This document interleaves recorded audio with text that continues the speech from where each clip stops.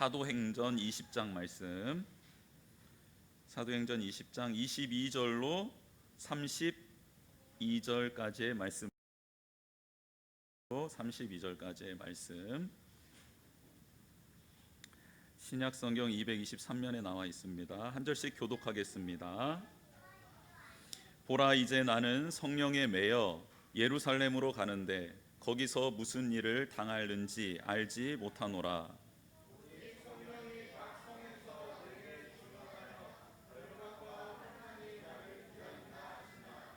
내가 달려갈 길과 주 예수께 받은 사명 곧 하나님의 은혜의 복음을 증언하는 일을 마치려 하면은 나의 생명조차 조금도 귀한 것으로 여기지 아니하노라.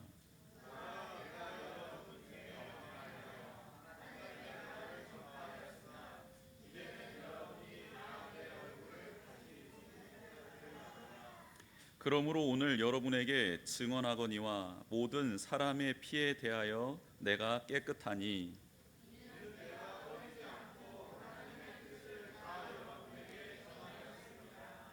여러분은 자기를 위하여 또는 온 양떼를 위하여 삼가라. 성령이 그들 가운데 여러분을 감독자로 삼고 하나님이 자기 피로 사신 교회를 보살피게 하셨느니라.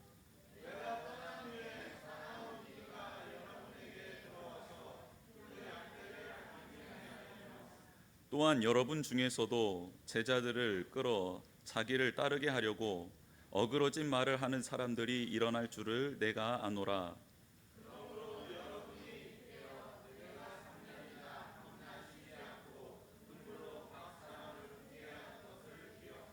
같이 읽겠습니다. 지금 내가 여러분을 주와 및 그 은혜의 말씀에 부탁하노니 그 말씀이 여러분을 능히 든든히 세우사 거룩하게 하심을 입은 모든 자 가운데 기업이 있게 하시리라. 아멘. 지난 한 2주 동안 제가 지인들로부터 또 사랑하는 목회자, 동역자들로부터 들었던 소식 한 가지는 뭐냐면 그들의 가족들이 암에 걸렸다라는 소식, 그리고 이제 항암 치료를 시작하게 되었다라는 소식입니다. 참 암이라는 게 멀리만 있는 줄 알았는데 너무나도 우리 가까이에 다가와 있구나. 그리고 이 질병이라는 게 이제는 그 누구나 다 걸릴 수 있는 거구나라는 생각을 하게 되었어요. 그러면서 동시에 이 생명에 대한 생각을 하게 되었습니다. 우리의 생명이 정말 우리의 것인 줄 알고 살아가고 있지만 한 번만 더 곰곰이 생각해 보면 우리의 호흡, 즉 내가 내쉬었던 숨을 다시 들이키지 못하면 그러면 하나님께로 가는 게 우리의 삶이구나라는 것을 다시 한번 깨닫게 되었습니다. 그러면서 이 하나뿐인 인생, 다시는 주어지지 않을 이 인생을 어떻게 사는 게 중요한 것일까?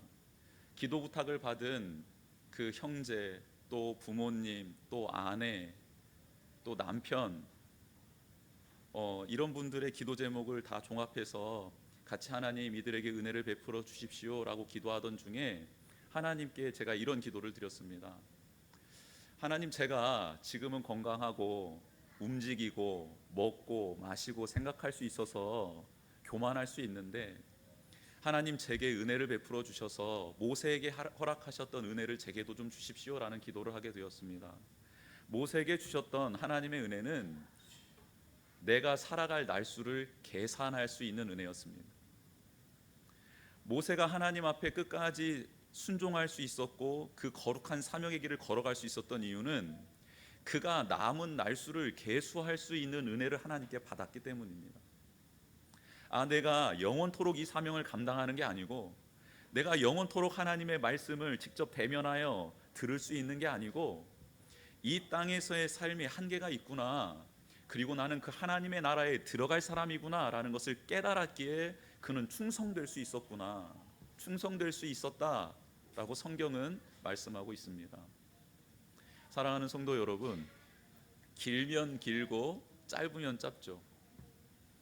우리의 인생이 어느 순간 어떤 사고로 어떻게 될지 아무도 모릅니다. 안타깝지만 그런 일들이 우리 주변에 일어나고 있잖아요. 보고 있잖아요.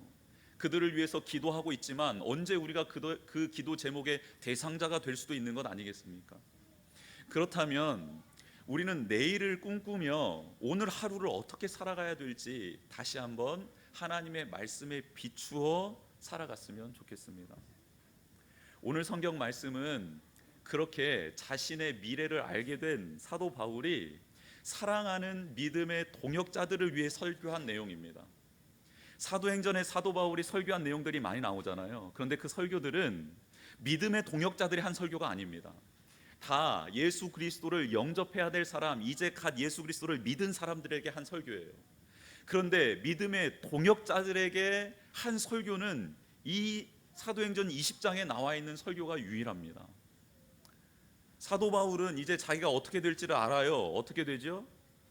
이제 예루살렘으로 가면 거기에서 결박당하여 로마로 압송되어서 감옥에 갇히고, 감옥에서 나와 가택연금을 하잖아요. 가택에서 감금을 당하잖아요. 그러면서 이제 그 인생이 매듭지어진다라는 것을 성령님께서 수차례 말씀해 주셨기 때문에 그것을 깨달은 자입니다. 알고 있는 자예요. 그런 사도 바울은 하루가 어떻겠습니까? 너무너무 소중했겠죠. 그리고 너무 피를 흘리고 땀을 흘려서 세운 그 교회, 그 사랑하는 성도들을 이제 다시 못 만날 일을 생각하니 그 성도들에게 지금 해주고 싶은 말, 그 한마디 한마디는 너무너무 주옥 같은 말, 그리고 애틋한 말 아니겠습니까? 에베소 교회 성도들, 그 성도들은 참으로 특별한 성도들이었습니다. 사도 바울이 3년 동안이나 말씀을 가르치고 훈계하고 양육했던 공동체이기 때문이죠. 그런데 그 에베소에는 풍요의 신 아데미를 섬기고 있었습니다. 아데미 신전, 지난번에도 한번 말씀드렸다시피 7대 세계 불가사의 중에 하나입니다. 너무나도 웅장해서 당시에 어떻게 이 신전이 지어졌을까 지금 연구해도 답을 얻지 못하는 신전, 그 신전이 있었던 곳이 에베소입니다. 근데 사도 바울이 복음을 전하자 하나님이 역사해 주시고 능력이 임함으로 믿는 자들이 일어나게 되니까 그 아데미 신상을 조각해서 만들어 팔고 있었던 사람들 있지 않았겠습니까? 근데 그 사람들의 생업이 엄청난 타격을 입게 되는 거예요. 아시아 전역에 복음이 증거되고 많은 사람들이 이제 우상을 섬기지 않고 유일하신 하나님을 섬기고 예수 그리스도를 믿게 되자 이 목상으로 만들고 금상으로 만든 이 아데미 신상이 팔려나가질 않는 겁니다. 그랬더니 길드가 조성되어 있지 않았겠습니까? 그래서 단체 행동을 합니다. 그 수장격이 된 사람이 이 사도 바울을 없애야 된다.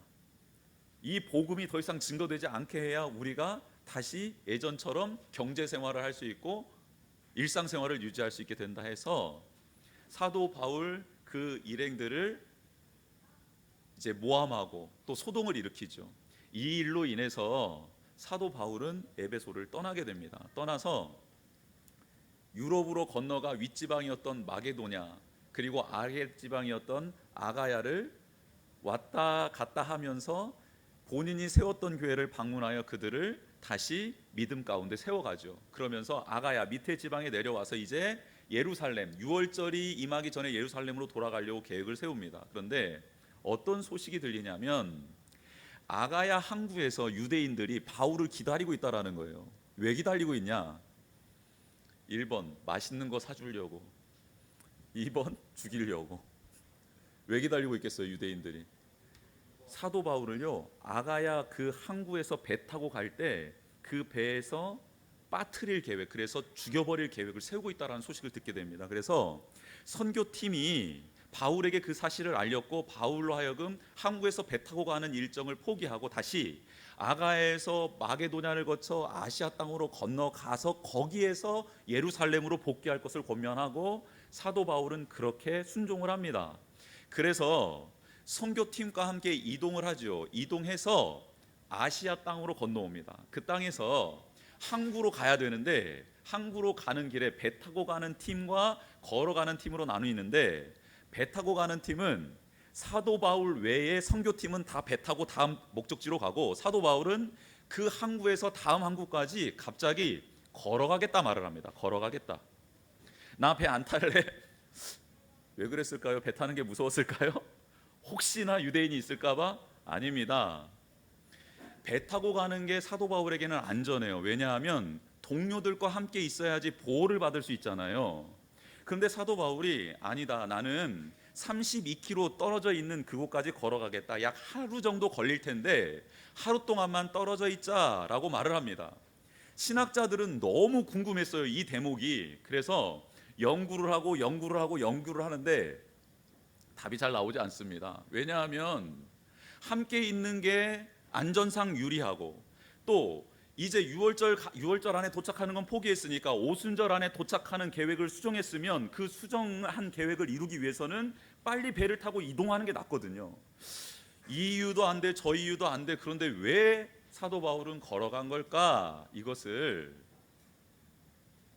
신학적으로, 학문적으로 해결할 수 없어서 은혜, 영적으로 접근을 합니다. 그래서 도달한 결론이 무엇이냐면, 그렇구나, 수도 없이 아가야 지역에서 또 윗지방 마게도냐 지역에서 또 마게도냐에서 아시아 지역으로 건너왔을 때도 성령님께서 계속해서 사도 바울에게 너는 이제 예루살렘으로 가서 결박당해 마지막 사명을 감당할 거야 라는 사실을 계속 알려줬거든요.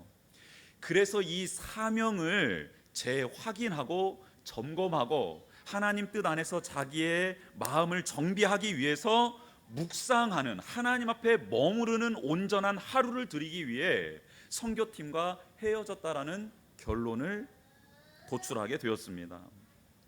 제가 아는 어떤 목사님 한 분이 걷는 걸 무지무지 좋아하는 목사님이십니다.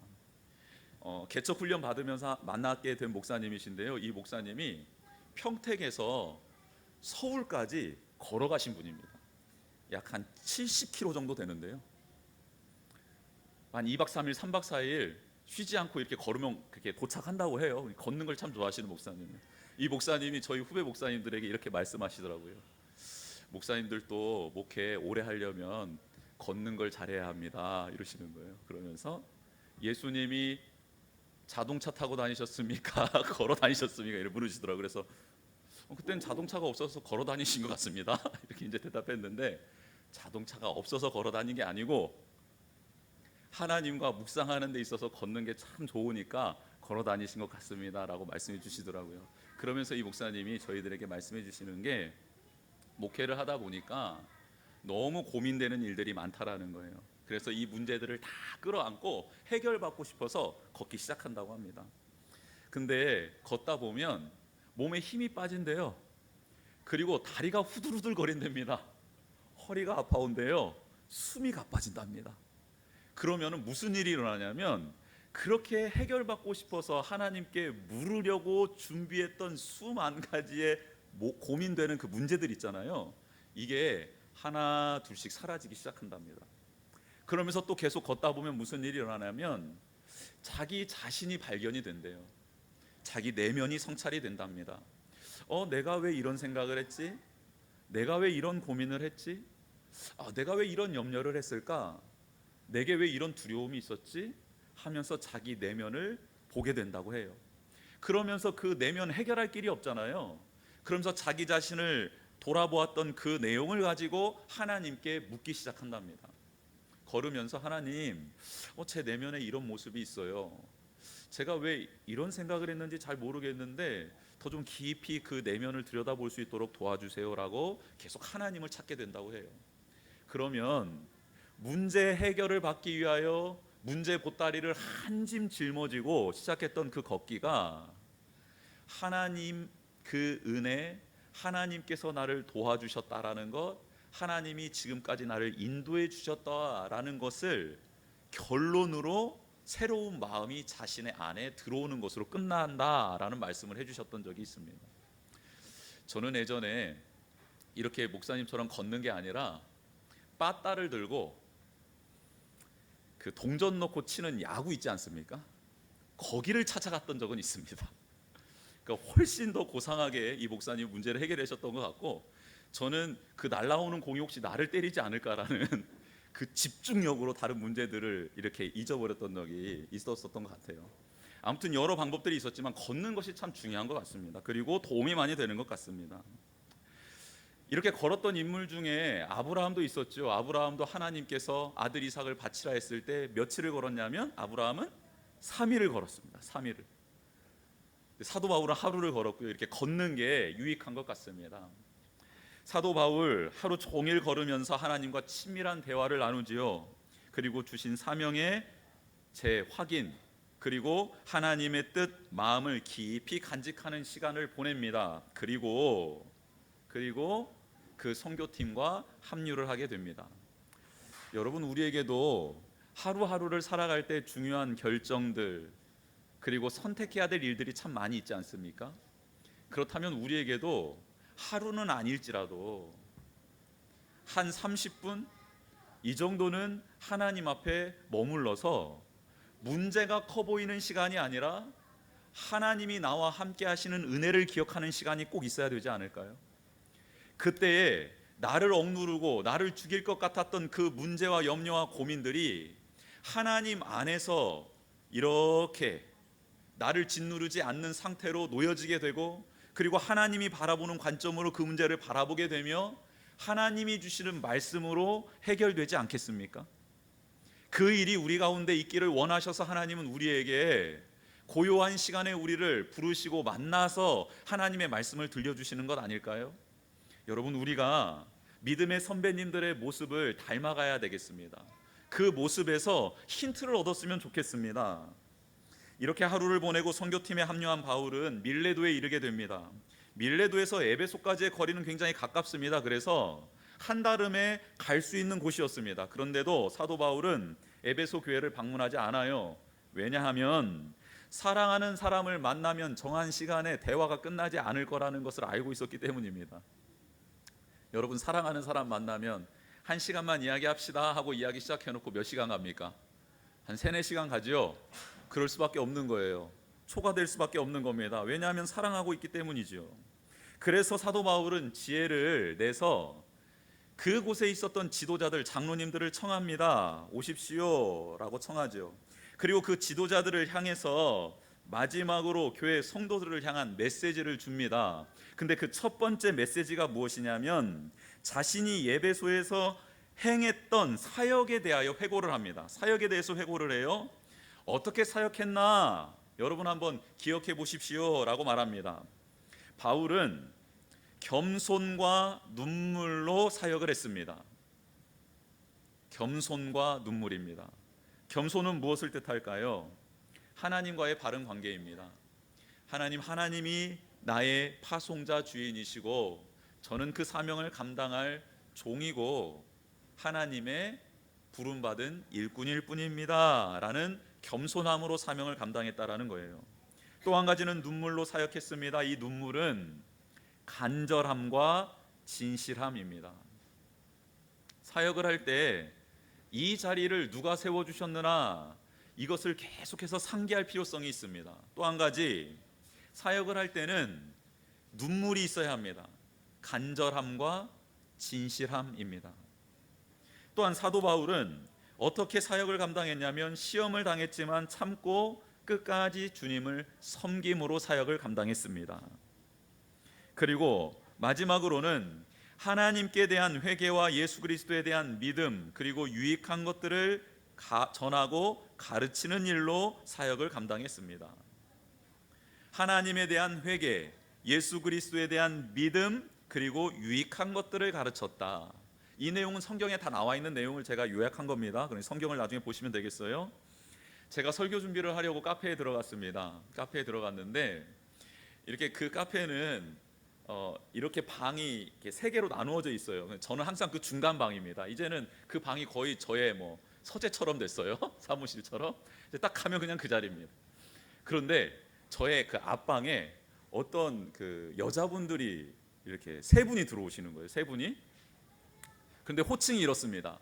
아무개 집사님, 아무개 집사님, 잘 계셨어요? 집사님, 이게 교회 성도님들이구나 이런 생각을 하게 되었죠. 저는 이제 열심히 이제 말씀을 읽고 이제 타이핑을 하는데 이렇게 소리가 들리잖아요. 여러분, 이거는 참 막을 수가 없더라고요. 아무리 집중하려고 해도 그냥 들려지는 소리를 어떻게 막을 수가 없더라고요. 그냥. 그래서 이제 이것저것 듣는데 이분들이 한 2시간 정도 앉아 계시더라고요. 2시간 정도 앉아 계시는데 무슨 대화가 오갔을까요? 1번 통독하고 있는 말씀의 은혜 나눔. 3번 하나님의 뜻을 따라 살아가는데 힘든 부분들을 서로 나누며 중보하며 기도. 2번 주식 투자 주식 투자, 보험, 뭐 이렇게 아파트를 어떻게 넓힐 수 있는가에 대한 심도 있고 깊이 있는 그 대화. 몇 번이겠습니까? 여러분, 제가 너무 깜짝 놀랐어요. 정말 깜짝 놀랐습니다. 제가 놀라운 정보들을 굉장히 많이 얻었어요. 어디에 투자해야 되는지 제가 그런 걸 막 깨닫고요. 어떻게 하면 이렇게 목돈을 마련할 수 있는지 이런 정보들을 집사님들을 통해 많이 듣게 되었는데, 사도 바울이 사역을 하는 동안 무엇을 했는가, 그들을 만나서 무슨 일을 많이 했는가 봤더니 돌이켜야 된다. 하나님께 돌이켜야 됩니다. 예수님을 믿는 것은 이렇습니다. 그리고 그 신앙생활을 하는 데 있어서 유익한 것, 도움이 되는 것들은 이러이러합니다라는 것을 나누고 가르쳤다라고 말하고 있습니다. 오늘 또 우리들도 지난날 사역을 회상을 할 때 바울과 같은 말을 했으면 참 좋겠다 기도했습니다. 나는 겸손과 눈물로 사역을 했습니다. 시험을 당했지만 참고 주님을 끝까지 섬겼습니다. 저는 여러분들과 하나님에 관련된 회개와 믿음과 유익한 것들에 대해서 나누고 가르쳤습니다 라고, 그렇게 과거의 사역을 회상하며 그런 말을 할 수 있는 우리 성도님들 되었으면 좋겠습니다. 내일에 있어서의 과거는 오늘이죠. 그래서 과거를 이렇게 바울처럼 회상하기를 원하는 사람은 오늘 하루를 그렇게 바울처럼 살아가야 된다라는 겁니다. 그런 우리가 되었으면 좋겠습니다. 두 번째, 사도 바울은 에베소 장로들을 청하여서 자신의 현 상황을 알려줍니다. 과거에 내가 어떻게 사역했는지를 기억하며 나누어 주면서 권면하고, 또 한 가지 현재 자신의 상황에 대해서 말을 해줍니다. 이렇게 말하죠. 저는 지금 성령에 이끌려 예루살렘으로 가고 있습니다. 그곳은 내가 결박당하여 환난을 당할 수 있는 장소입니다. 그것을 이미 성령님께서 여러 번 말씀해 주셨습니다 라고 말씀합니다. 하지만 저는 예수님과 주님과의 교제, 하루 동안의 깊은 교제를 통해 이런 신앙 고백을 갖게 되었고 여러분들에게 나눕니다 라고 말하며 오늘 가정에 뿌려진 씨앗의 말씀, 그 말씀을 선포합니다. 내가 달려갈 길과 주 예수께 받은 사명 곧 하나님의 은혜의 복음을 증언하는 일을 마치려 하면은 나의 생명조차 조금도 귀한 것으로 여기지 아니하노라 라고 분명한 목적과 방향에 대해서 말씀하고 있습니다. 여러분, 우리가 왜 이렇게 비틀거리며 살아갈까? 우왕좌왕하며 살아갈까? 왜 낙심하고 절망하는가? 라고 봤을 때 오늘 이 말씀에 잇대어 보면 분명한 목적과 방향이 없기 때문이 아닐까라는 생각을 해봅니다. 우리의 종착지가 어디인지 분명한 목적과 방향이 있다면 때로 당하는 이 환난은 그 목적지를 향한 하나님의 포석일 수 있다, 은혜일 수 있다라고 해석이 되는 것이지요. 또한 순풍이 불 때 목적지가 분명한 사람은 그때 내가 이제 이때 노를 저어야 될 때고, 그리고 돛을 펴야 될 때구나 라는 사실을 깨닫게 되는 것이죠. 목적과 방향이 분명하면 내게 일어나는 아름다운 일들, 선한 일들, 내가 판단하기에 악한 일들, 또 험난한 일들이 해석이 되면서 그때그때 해야 될 것과 하지 말아야 될 것들이 정확해지는 것이 분명한 목적과 방향을 가진 사람의 모습 아닐까요? 예루살렘에 가면 결박당합니다. 환난 당할 게 명확해요. 그런데 왜 그 자리에 가는 것이지요?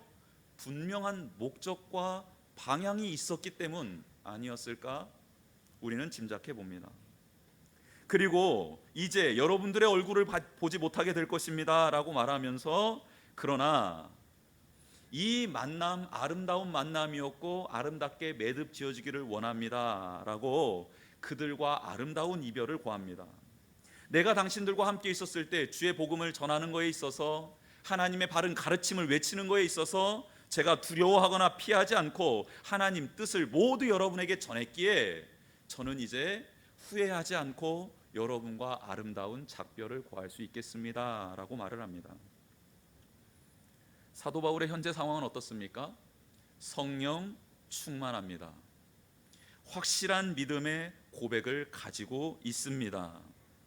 아름답게 인간관계를 형성해 가고 있습니다. 만났을 때도 아름다웠지만 매듭질 때도 아름답게 매듭을 짓고 있습니다. 사랑하는 성도 여러분, 이 시간 성령님께서 우리에게도 동일한 말씀을 주시는 것 같습니다. 성령의 이끌림 바 되는 삶을 살아라 라고 말입니다. 여러분, 이스라엘 백성이 광야 생활을 할 때 성령님께, 하나님께 인도함 받았잖아요. 그게 구름 기둥과 불 기둥 아닙니까? 근데 그게 거했던 성소, 그 성소에는 무엇이 들어 있었는지 아시죠? 진설병, 떡상과 촛대와 분향단, 향단이 있었습니다. 즉 성령님의 임재를 거룩하게 느끼고 그것을 볼 수 있고 그 인도하심을 모든 이들이 바라볼 수 있게 되는 성소가 되고 인도함을 받는 내가 되기를 원한다면 내 안에 말씀이 있어야 합니다. 생명의 떡인 예수 그리스도의 말씀이 있어야 합니다. 그리고 빛 대신 예수 그리스도, 그분이 계심으로 말미암아 친히 나의 앞길을 인도해 주시는 것이 우리 가운데 있어야 되겠죠. 또 한 가지는 분향단, 향단은 뭐죠? 기도이죠. 기도. 우리가 하나님께 올려드리는 그 기도, 이 기도를 통해 성령님이 역사하시고 성령님이 임재하시는 것을 주변에 있는 사람들이 보게 되고 알게 된다라는 겁니다. 우리 안에 곰팡이 슬은 떡이 아닌, 그런 말씀이 아닌 지금 먹어도 맛있는 떡, 김이 모락모락 나는 깨끗한 그런 떡 같은 말씀이 우리 가운데 있기를 주님의 이름으로 축복합니다. 또 한 가지, 어두움 가운데, 혼탁한 세상 가운데 우리에게 빛을 비춰주시고 길을 안내해 주실 수 있는 예수 그리스도, 빛 되신 예수 그리스도가 우리 가운데 거하시기를 주님의 이름으로 축복합니다. 또 한 가지는 향이에요. 향. 이 향은 금대접에 받아서 하나님 보좌에 올려드리는 천사의 손에 담겨있는 우리의 기도입니다. 기도가 꺼지지 않아야 돼요. 기도가 꺼지지 않아야 합니다. 그럴 때 성령님이 우리 가운데 거하시고 인도하심을 우리뿐만 아니라, 자신뿐만 아니라 주변에 있는 사람들도 느끼게 될 줄 믿습니다. 믿음의 고백이 있어야겠습니다. 그리고 매일 나와 관계를 맺고 있는 사람들을 소중히 여기며 그들과의 관계를 아름답게 시작하고 매듭 짓는 매일매일의 하루가 되기를 주님의 이름으로 축복합니다. 오늘이 마지막이라고 한다면 옆에 있는 그분에게 어떻게 대할 수 있을까요? 옆에 계신 분 한번 쳐다보겠습니다. 내게 주어진 하루가 오늘 마지막입니다. 그러면 그분에게 어떻게 대할 수 있을까요? 안타까운 사실이지만 우리 세월호의 그 대참사로 인하여서 그 아이들이 마지막에 부모님들께 남겼던 그 카톡의 메시지가 이제 세월호가 인양되면서 이제 그 핸드폰이 다시 수거되면서 그 일들이 밝혀졌잖아요. 마지막으로 했던 말들은 다 이런 것들이었더라고요. 보고 싶어요.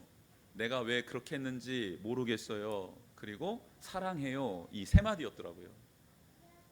보고 싶은 거예요. 여러분 지금 보고 싶은 사람 그냥 볼 수 있지요. 내가 왜 그렇게 했는지 모르겠어요. 후회 남을 행동을 하진 않아야 된다는. 또 마지막은 뭐냐면 사랑해요라는 거예요. 여러분 사랑해요라는 말 한번 해볼까요? 시작. 이거 말하기 쉬워요, 어려워요? 어려운데 왜 이렇게 옆에 있는 사람에게 하기 힘들까요? 이 말 하고 싶어서, 마지막은 이 말 하고 싶어서 그 말 남기는데 왜 우리는 호흡하고 있을 때, 건강할 때, 해줄 수 있을 때 못할까요? 우리 한번 연습해 볼까요? 옆에 계신 분들에게 사랑합니다. 네, 사랑합니다. 할 수 있을 때 해야 되는 말, 할 수 있을 때 할 수 있는 행동, 이게 종말론적으로 살아가는 사람들의 모습입니다. 그래서 그 하루 맺어야 될 인간관계 시작하면서 만났던 사람, 이제 그 하루를 정리하면서 또 헤어지는 그 사람들에게 아름다운 시작과 매듭을 할 수 있는 우리 모두가 되기를 주님의 이름으로 축복합니다. 기상하셔서 제일 처음 눈 마주치는 사람에게 무슨 고백을 해야 될까요? 보고 싶었습니다. 자는 동안에도 보고 싶었습니다. 사랑합니다. 그리고 내가 왜 어제 그렇게 했는지 미안해요, 죄송해요 라고 말해줄 수 있는 그런 사람이면 이제는 어디에 내놓아도 하나님께서 그렇게 살아갈 수 있는 사람이라 인정해 주시고 그를 통해 하나님의 영광 드러내 주실 줄 믿습니다. 마지막으로 바울이 사랑하는 이들에게 부탁했던 메시지가 있습니다. 그 메시지는 다음과 같습니다. 하나님의 영이 여러분을 지도자로 세우셨으니 하나님이 자기 피로 사신 교회를 보살피십시오. 자신과 양떼를 위해 말과 행동을 조심스럽게 가려하는 사람이 되기를 원합니다. 또한 사나운 일이, 즉 어그러진 말을 하는 사람들이 일어나 당신들을 믿음에서 떠나게 하고 공동체를 어지럽힐 때가 있을 겁니다. 그때는 내가 3년 동안이나 여러분 각 사람에게 눈물로 훈계했던 그 말씀, 그 가르침을 기억함으로 이겨내십시오. 또한 주님과 은혜의 말씀이 여러분을 든든히 세워갈 것이기 때문에 다른 것들을 의지하지 말고 주님을 의지하고 그 은혜의 말씀을 꼭 붙잡는 사람이 되십시오.